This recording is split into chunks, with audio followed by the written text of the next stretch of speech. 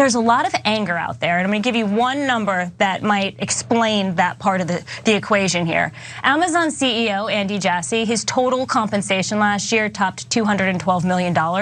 So if you compare that pay to the average worker, it's 1 to 6,500. So there's a lot of anger that, hey, we're doing everything for your company and we just want more. We want a bigger piece of the pie. We want more representation. It's not anger, Lauren. It's jealousy. What is it? Jealousy. And well, that's what it is. Stuart Varney is about to make a dumb argument about why Amazon workers in New York decided to unionize. Let's watch. I've seen it before. I grew up in a jealous country, England, always worried about how much they're making up there and how much we're not making down here. That's what you get in a socialist society. So then you wouldn't want to unionize. You would want, to make everything possible for you to work hard and get to where you want to be and not have a union get in the way. That's not the way they see it, obviously, but there you go. Isn't it fun watching these well-resourced cable news channels pretend like they don't have the ability to research what the workers wanted to unionize for? Because they made those reasons abundantly clear, both in Bessemer, Alabama, and also in New York, where the unionization efforts luckily ended up being successful. And I want to start off with one video featuring Christian Smalls. He's the New York former Amazon worker who actually ended up getting fired after he led a strike, just a short walkout, because of the lack of COVID protections at the workplace. Let's hear what he had to say 2 years ago when these efforts started. Chris, what aren't they doing that you want them to be doing? All we asked for was a simple building closure and it to be professionally sanitized. We had a confirmed case. And people were afraid, and that's all we were asking for. Nothing more, nothing less. We would have returned to work. They wouldn't give us that, and that's ridiculous to me. You said you were fired. When did that happen? Around 4:30 today in the afternoon. They gave me a call. How did that happen? They're claiming that I violated a quarantine policy, which it's ridiculous. I'm appalled by it because I don't know what gives them medical expertise to know who's supposed to be quarantined and who's not. They claim that I came in contact with somebody that was tested positive, but the person that I sent home, which was my colleague who tested positive, I was only around her for maybe 2 to 5 minutes. And thank God I sent her home, because the bosses that are still in the building, they're the ones that allow her to come back to work. So Chris Smalls, along with his colleagues, wanted safer working conditions because they were considered essential workers who were forced to go into the warehouses, into their place of work to do their jobs. They just wanted the appropriate precautions taken to keep themselves safe. Pretty clear to me, Cenk. What do you think? I mean, maybe it's just jealousy? Let's just chalk it up to jealousy. They're just jealous. Yeah, so look, they keep insulting their viewers. I don't know, they're Republican viewers, so they probably like it. I don't know, maybe it's a fetish, but I doubt that all the people watching Fox News are CEOs or executives. I'm sure there's regular workers too. And these guys keep saying like, what do you need higher wages for? You're just jealous of the CEO who's better than you.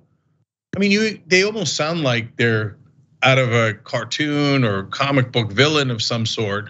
And so, Anna, your point is obviously a good one about the real reasons that they're striking, and these guys could have looked it up, and they're obviously demagoguing, and that's why they don't want to talk about. They don't want to say, hey, look, they have real reasons, etc. And here's their reasons. But on the other hand, we think they're just being jealous, right? No, they don't ever give you the actual facts. They just go with their catty theory. But let's break that down too, because I think that one's really interesting. So these companies are making massive profits, especially Amazon. It's a $1.5 trillion company. And so one of the things that a union negotiates for is, how do you split up that pie? When you have massive profits, how much should go to the executives? How much should go to labor? How much should go to, all the different categories, right? And so that competition between those different categories is exactly what a union is supposed to do. If you don't have a union, then the workers are not represented and all the money goes to the top instead, which is basically what has happened at Amazon. But Stuart Varney and Fox characterizes all that legitimate fight for higher wages as, they're just being jealous. And one last thing about that, Anna, it goes to a mindset that the CEO deserves the money. Exactly. Right? The CEO at Amazon got $212 million last year, okay? And Stuart Varney and everybody at Fox thinks, well, obviously he deserves that giant paycheck. But you, when you're arguing for $15 minimum wage, you do not deserve it. Well, how do you know about anything about my work? Well, you're just jealous, but wait, maybe I'm a terrific worker, you don't know. No, if you're poor or middle class, Fox hates you. Yeah, and so let me mention a few things because the points that you're making are indisputable, with one exception. So Amazon, because of the fact that they were pressured by Bernie Sanders, started paying its workers a minimum of $15 an hour. However, I just want to make clear that it's not only about the wages, it's about having an equilibrium or something at least a little closer to an equilibrium of power within the workplace. And in the case of a major corporation, a massive employer like Amazon, there was no equilibrium. We're hearing horror stories about delivery drivers defecating in bags or urinating in plastic bottles. We hear all sorts of abusive behavior taking place. And the way that you are able to negotiate for better working conditions without being retaliated against is if you have that protection of a union. Now, Chris Smalls, unfortunately, didn't have that protection at the time, which is why, after he demanded certain safety precautions be taken to protect the workers from COVID, he got fired. That's what happens. He had no protection at the time, and then he dedicated himself to organizing and ensuring that the workers, his former colleagues and coworkers, would get the protection that they need. And I'm really happy to see that this is happening now at an Amazon, at one Amazon place of work. And luckily, we're seeing this start to spread more and more to other Amazon facilities. But the other thing I wanted to mention is, even if they're getting paid, like the lowest paid employee at Amazon, getting paid $15 an hour, you have to take a step back and look at the grand scheme, like how much money Amazon is bringing in and how much of that wealth is just going to the very top. And you mentioned, the money being accumulated toward the executives. Let's not forget the shareholders, because the way the system is set up is to ensure that, the fiduciary responsibility for Amazon is to provide a return on investment to the shareholders for Amazon. And so the people who are literally doing nothing more than investing capital into Amazon get rewarded much better than the very individuals who are generating that revenue, generating that profit in the first place. And those are the workers. So I know you won't hear that explanation on Fox News because they have all the incentives to prevent people from learning about that context.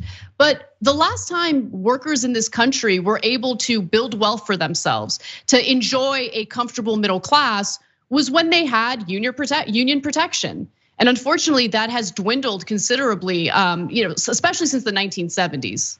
And guys, one last thing here. I don't want anybody buying into the mythology of either or, that either you have to give everything to the employees or everything to the executives and shareholders. The reality is, of course, you could give to the shareholders, executives, and the workers. Then the question is how much to each? And that's where a union helps to negotiate that. So what does Stuart Varney and Fox want them to do? Not have a union so they don't get represented. And if you don't get represented, you'll obviously get less, right? And the answer is, yeah, that's what they want. They want you're the average employee. They want you to get less and the people at the top to get more, which is the whole point of Fox. And the whole point of right-wing media is to convince you that the rich getting everything is exactly as it should be. Thanks for watching The Young Turks, really appreciate it. Another way to show support is through YouTube memberships. You'll get to interact with us more. There's live chat emojis, badges.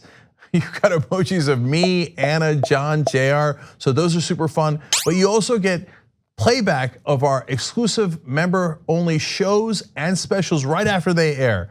So all of that all you gotta do is click that join button right underneath the video. Thank you.